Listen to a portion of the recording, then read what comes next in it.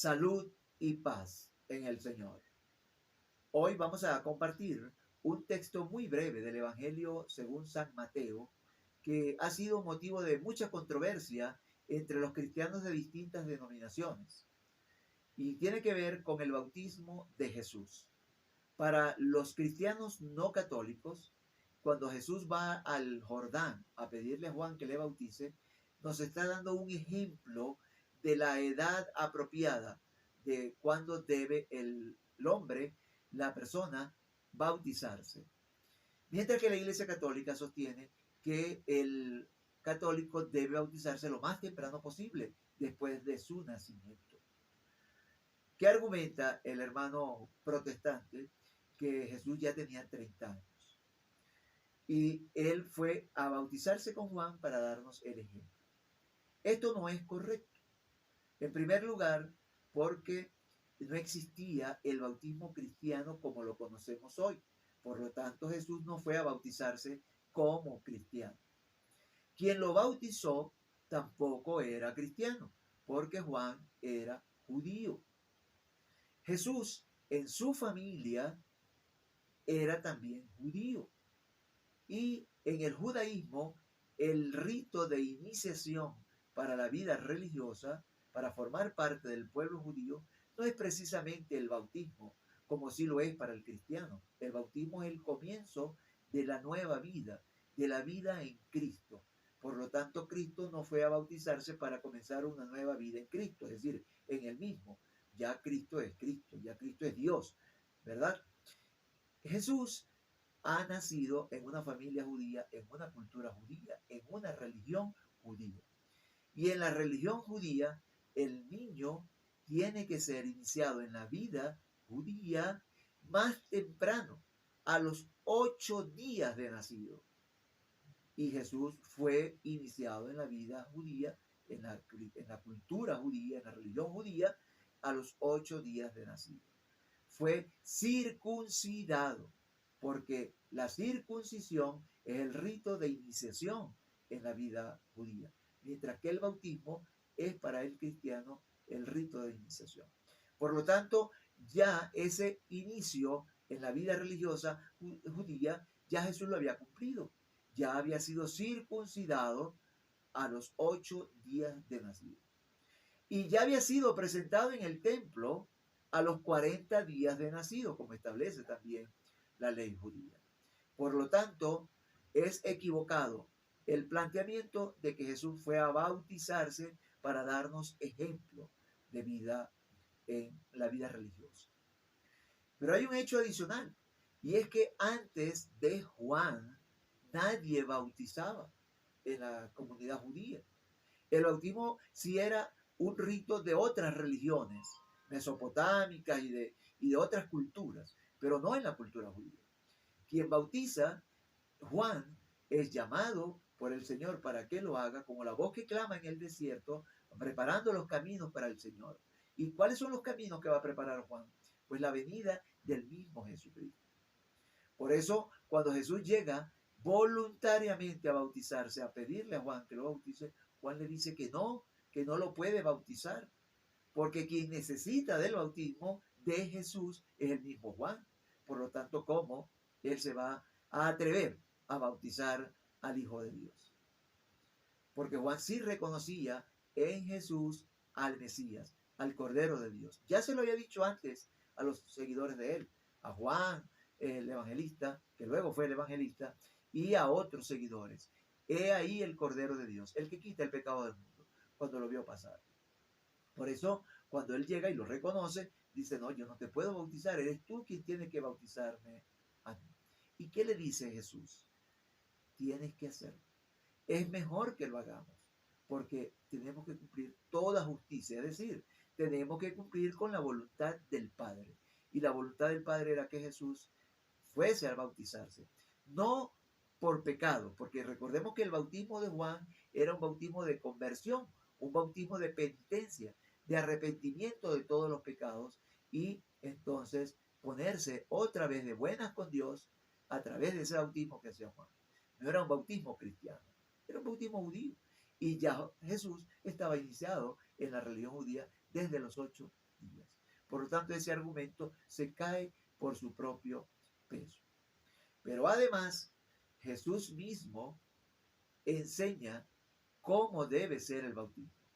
Y lo encontramos en el capítulo 28, en el versículo 19 del mismo San Mateo. Jesús, cuando ya se está despidiendo de los discípulos para irse al cielo después de resucitado, les da la orden muy expresa: vayan y bauticen a todas las naciones, es decir, a todas las personas. No hace exclusión de edad, no especifica mayores de edad, adultos. No dice tampoco puros hombres, como hacía Juan. Juan estaba bautizando hombres porque en la cultura judía el hombre era el que tenía valor social y valor religioso. La mujer no. En cambio, Jesús dice a todas las naciones, a todas las personas. ¿Y cómo los va a bautizar? Jesús da la fórmula: en el nombre del Padre y del Hijo y del Espíritu Santo. Mientras que Juan solamente decía: arrepiéntanse y conviértanse, porque ya está la hoz puesta en la mies, y ya está el hacha puesta en el tronco del árbol. Entonces, Jesús enseña la fórmula correcta y dice que no hay exclusión de edad. Pero si vamos un poquito más allá, nos encontramos que después de que Jesús se ha marchado a los cielos, entonces la vida de los apóstoles es otro testimonio de cómo debe ser bautizado.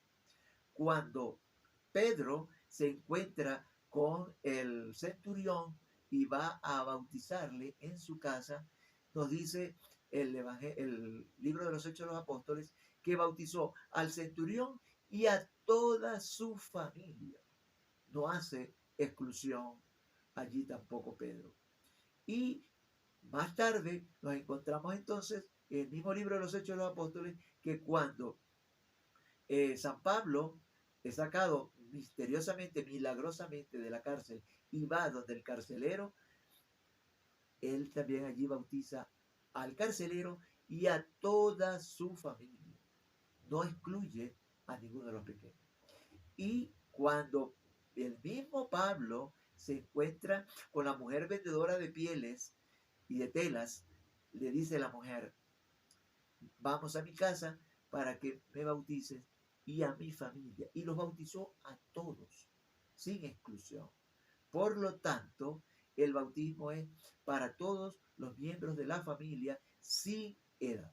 Y hay un hecho muy importante que lo encontramos en el libro de los Hechos de los Apóstoles, en el capítulo 2, versículos 38 y 39. Y es que cuando va a bautizar a su familia, le dice, cuando están predicando, quiero decir, le dice a Pedro: ¿qué tenemos que hacer nosotros para salvarnos? Dice: bautícense, bautícense.